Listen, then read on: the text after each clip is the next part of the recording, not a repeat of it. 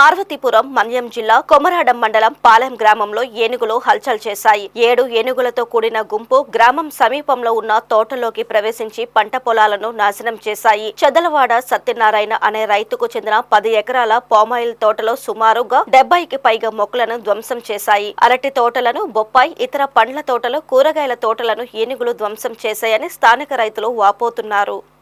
నా పేరు సహీద్ సత్యనారాయణ సార్. కొమరాడ మండలం పాలెం గ్రామం. 10 ఎకరాల పామాయిలు, అందులో కర్బూజా వేసాం సార్. నానా కష్టపడి మా శ్రమ అంతా దాంట్లో పోసి చంటి పిల్లలు పెంచినట్టు పామాయిలు పెంచాం. రాత్రి ఏనుగులు సుమారు 7 ఏనుగులు సార్ ప్రవేశించి మా కళ్ళెదుటే మేము చూస్తుండగా, నిశ్చేష్టులు అవి చూస్తుండగా ఏం చేయలేము. ఆ ఏనుగుల్ని మొత్తం నాశనం చేసి ఈ పామాయిల్ మొక్కల్ని మొదలతో సహా లాగేసి తినేసేది సార్. మొత్తం 10 ఎకరాలు నాశనం చేసి అందులో ఉన్న కర్బూజా కూడా నాశనం చేసేది సార్.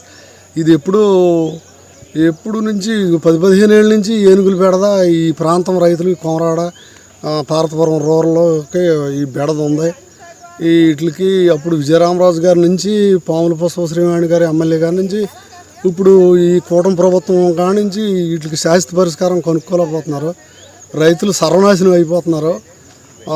మేము సంటి పిల్లలు పోషించినట్టు పోషించామండి. సంటి పిల్లలు పోషించినట్టు ఈ పామాయిల్ని పోషిస్తే శుభ్రంగా ఏది మొక్కలు సిగుళ్ళు లాగేసి నాశనం చేసేసారు. చాలా బాధగా ఉంది.